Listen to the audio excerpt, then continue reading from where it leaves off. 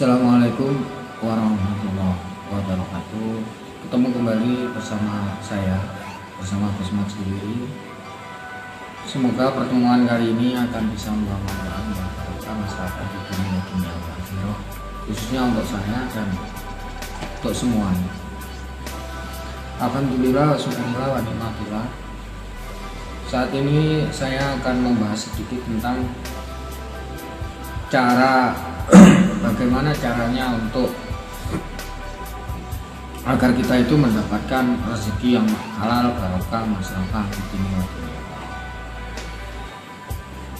Halal, rezeki yang halal itu bagaimana? Yang halal itu yang kita makan dengan keluarga itu enak, kita makan dengan keluarga itu bisa daging tenan lah, katanya orang Jawa kan gitu. Bukan hanya sekedar kita mendapatkan rezeki gitu, namun yang memang benar-benar kita makan itu menjadi daging yang benar. Namanya kekayaan atau berlimpahan rezeki itu macam-macam, relatif lah, relatif. Cukup dalam segala hal, intinya kan gitu. Kita itu membutuhkan kecukupan, bukan rezeki yang melimpah kan, kecukupan. Cukup beli apa kan, cukup, yang penting cukup. Kalaupun kita dikasih harta yang banyak tapi kesehatan kita yang nggak bagus, ya tetap nggak ada manfaat. Yang penting cukup dan kita itu diberi keselamatan, kesehatan, itu loh yang terpenting kan di sini. Yang penting hidup kita itu menjadi barokah. Sebenarnya itu simple, sebenarnya itu mayar, mudah. Namun kadang itu orang itu terlalu berpikir yang macam-macam atau terlalu tinggi-tinggi angan-angannya hingga yang kecil-kecil dilupakan. Kalau nggak percaya ya silakan tanya orang sukses-sukses itu. Semuanya itu berangkatnya dari bismillah dahulu. Jadi, kalau kita niat kerja sambil kita bismillahirrahmanirrahim, sambil kita bekerja. Biasanya orang-orang yang langsung kerja nggak didasari dengan bismillah atau niat yang bagus. Biasanya kan gitu, langsung berangkat itu aja. Sebenarnya tuntunan junjungan kita Nabi besar Muhammad SAW itu sebenarnya sudah benar, betul. Jadi kalau kita mau berangkat cari nafkah, cari apapun demi kehidupan istri, itu sebenarnya ya harus diniati dengan itu tadi, seperti tuntunannya Nabi kita Nabi besar Muhammad SAW tadi. Cukup baca bismillah itu aja, bismillah itu yang banyak, ikhlas betul-betul. Kita nggak usah mikir macam-macam, bismillah saya berangkat gitu aja. Dan niatkan itu memang benar-benar kita itu mencari rezeki dengan ridho Allah. Itu loh, mencari rezeki dengan catatan ridho Allah. Bukan karena diri kita, bukan karena akal kita, tapi karena itu memang rezeki yang dibagikan dari Allah untuk kita gitu. Walaupun sekecil apapun yang kita terima atau yang kita dapatkan, kalau kita bisa bisa menerima dengan lapang dada bahwa itu walaupun kecil untuk diri kita, tapi di hadapan Allah itu besar. Bukan karena nilainya, ya sudah bisa setiap orang itu inginnya ya yang begini, tapi Allah nggak sama seperti kita.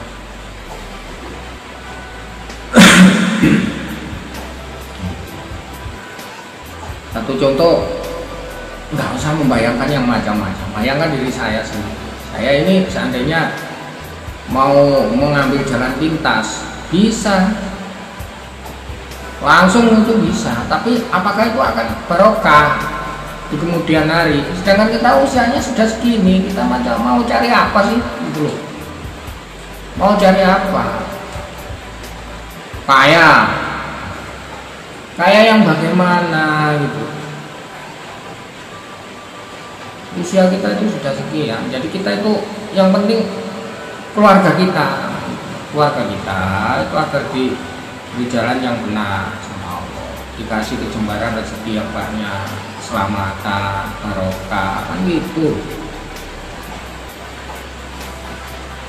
Terus ada yang sampai karuan sudah dan cari uang, nggak peduli siang, nggak peduli malam, udah keluarganya ditinggalkan, selalu mencari uang dan uang dan uang dan uang, tapi akhir-akhirnya gitu. Allah itu gimana ya? Kan kemarin ada ya itu video yang membuat usianya masih muda, dia ikut investasi di situ dan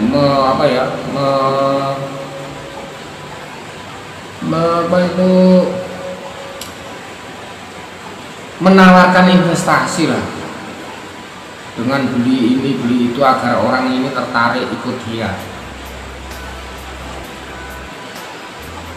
ya kan? Itu kan ada ya, sekarang ditangani sama pihak berwajib. Dia menawarkan satu investasi yang menurut logika kita nggak masuk akal sih. Orang-orang kaya nggak mungkin lah akan mengumbar ya, atau menghambur-hamburkan uangnya segitu seperti yang tertangkap itu. Nggak mungkin, walaupun orang itu kaya ataupun pengusaha besar, nggak mungkin juga gitu kayak gitu. Kalau kita itu pakai akli, pakai akal. Tapi ya yang namanya kita ini manusia, inginnya instan kontan kan. Melihat yang sana enak, hidupnya enak, oh kerja gini, hasilnya segini, hasilnya gini, sampai diberikan gitu-gitu, padahal hanya kerjanya hanya duduk manis. Kita tertipu hal semacam itu. Kalau memang ada orang semacam itu, apakah kita harus bisa seperti dia? Yang nggak mungkin gitu loh, nggak mungkin juga. Yang penting pakai akalnya ini, akli kita harus dipakai, logikanya harus dipakai. Kalau memang bisa begitu ya teman-temannya, keluarganya dan sebagainya. Pamer-pamer kayak gitu kan ada sesuatu gitu, ada intinya ada komanya, ini ada sesuatu. Memang dia disengaja seperti itu agar untuk menarik perhatian orang lain agar ikut di situ. Ini kalau kita mau belajar ya, belajar dari Nabi besar kita Muhammad SAW sebagai contoh, sebagai suri tauladan kita. Nabi Muhammad itu makhluk yang paling dimuliakan sama Allah. Iya kan? Dia mau kerja kok, jualan kambing di pasar, pernah juga menjadi seorang tentara juga dan sebagainya. Mau kerja, mau keras keringat dan sebagainya. Sedangkan kita ini bukan apa-apa, mengharapkan sesuatu dari Allah yang belum, tahu-tahu datang rezeki yang nggak terduga-duga. Ya mana bisa mas? Ya tetap kita itu harus pakai akli kita. Satu keajaiban itu adalah satu hadiah dari Allah, dari ketekunan kita ibadah sama Allah yang benar-benar, itulah nanti satu saat dikasih sama Allah hadiah. Nah hadiah ini apakah bisa selamanya harus begitu kan? Ya enggak kan, enggak selalu akan mendapatkan hadiah terus kan ya. Satu saat akan dikasih sesuatu keajaiban, ya itu aja. Kalau ada orang bilang nanti kamu investasi uang sekian di sini, nanti sama Allah dikasih imbalan segini, ya memang benar, hukumnya memang begitu. Tapi apakah harus begitu? Kita harus kembali lagi ke diri kita.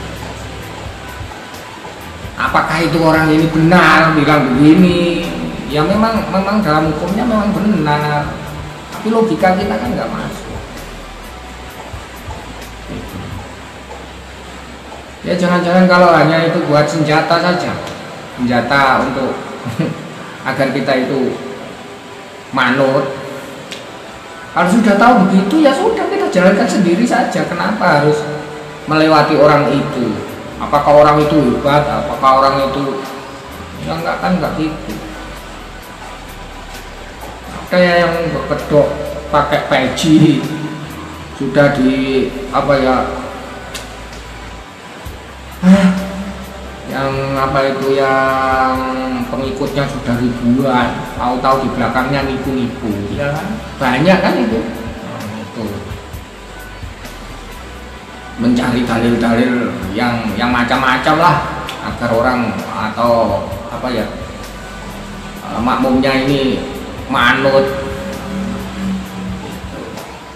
mencuci otaknya, dicuci. Sebenarnya kita itu kalau mau berpikir secara logis, logika kita dipakai, ya nggak akan seperti itu. Allah itu nggak memaksa. Apalagi tentang urusan hablum minallah dengan paksaan-paksaan, dengan embel-embel yang macam-macam. Kalau urusan bisnis itu berarti hablum minannas. Kalau hablum minallah itu tetap hablum minallah, nggak bisa dicampur aduk-adukkan gitu.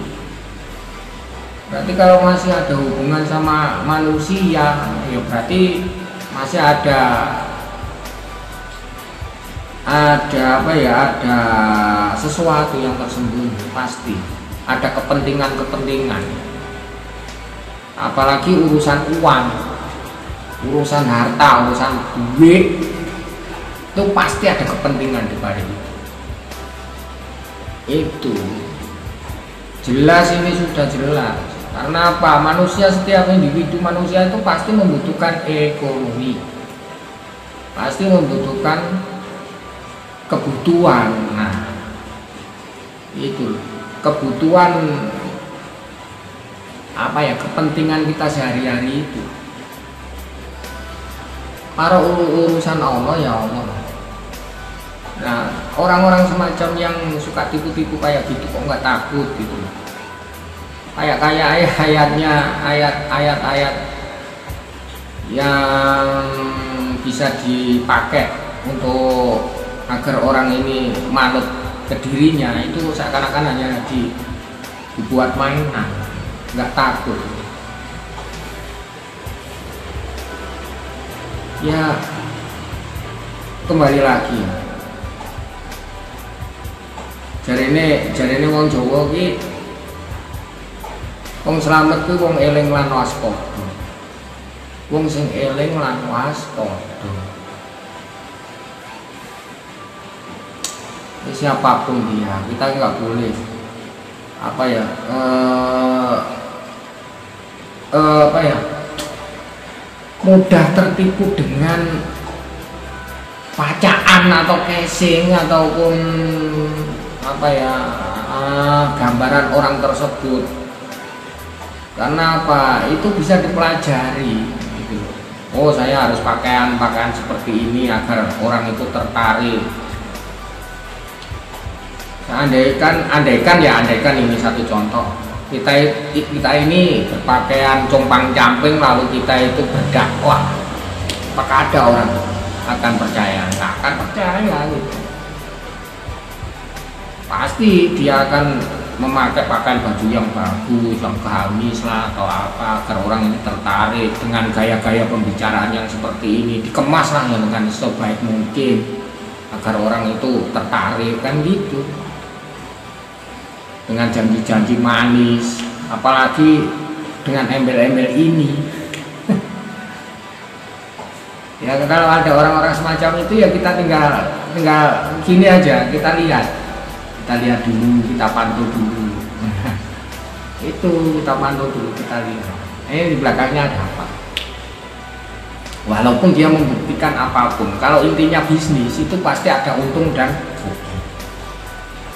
Kalau untung ya alhamdulillah kita dikasih, kalau rugi ya sudah hilang.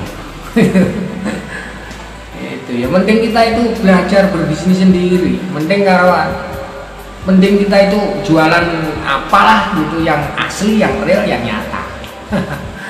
Itu bukan yang berangan-angan, berandai-andai. Sukanya yang berandai-andai, akhirnya tertipu.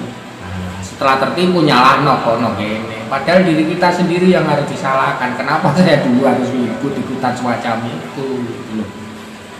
Walaupun dia itu memakai label A gitu, nggak bisa gitu. Harus kita itu melihat dahulu.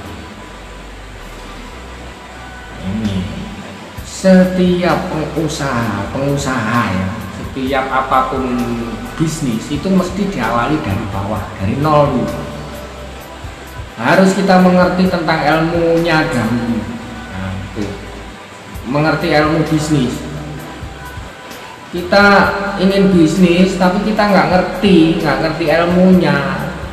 Kita terjun di situ, manggil orang, suruh doain. Lah ya didoain nggak ngerti tentang ilmunya bisnis yo, percuma wae, cuma ngentek-ngenteknya duit gitu. Cuma ngentek duit. Oh nggak ngerti bisnis kok disuruh bisnis, yo entek mawon duit.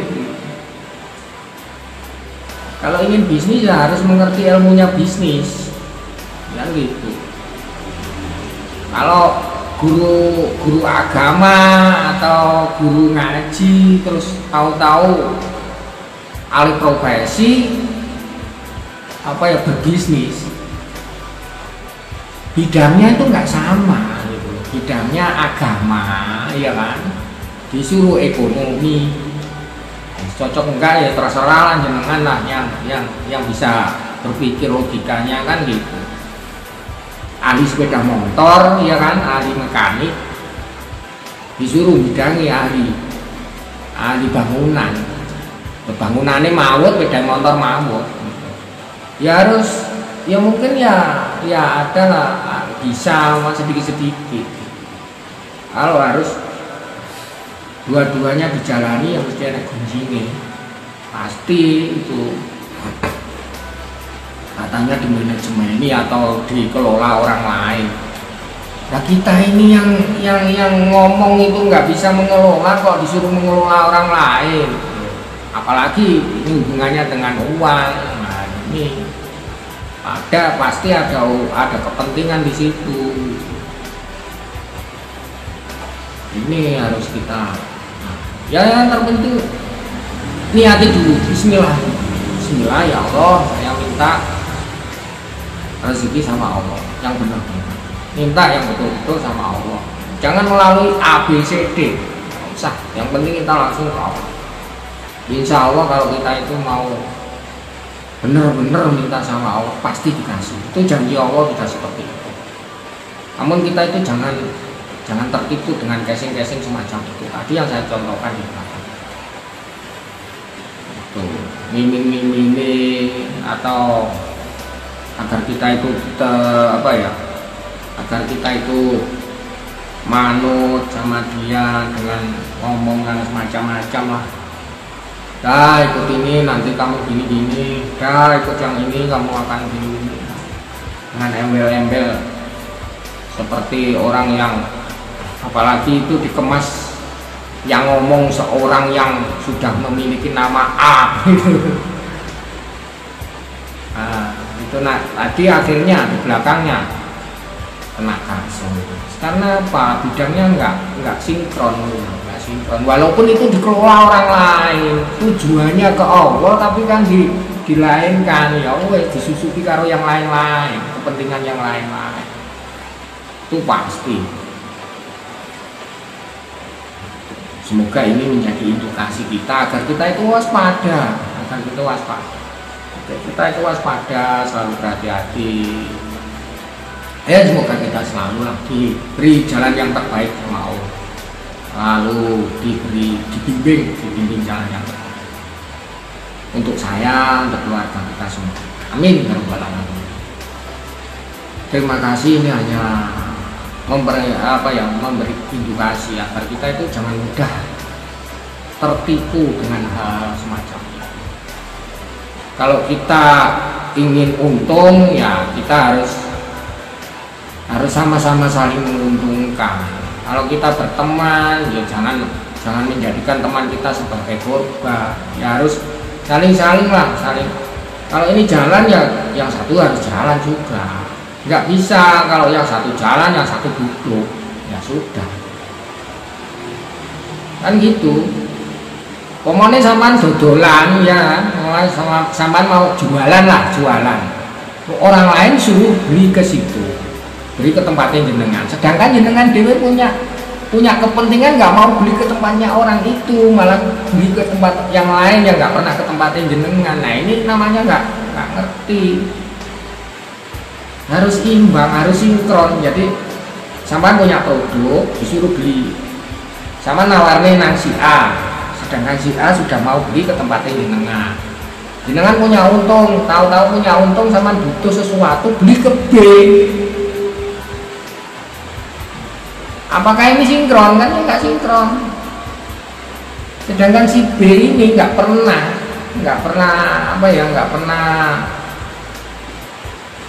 nggak sinkron sama jenengan. Ya mestinya kalau saling menguntungkan ya mestinya ke A dulu beli.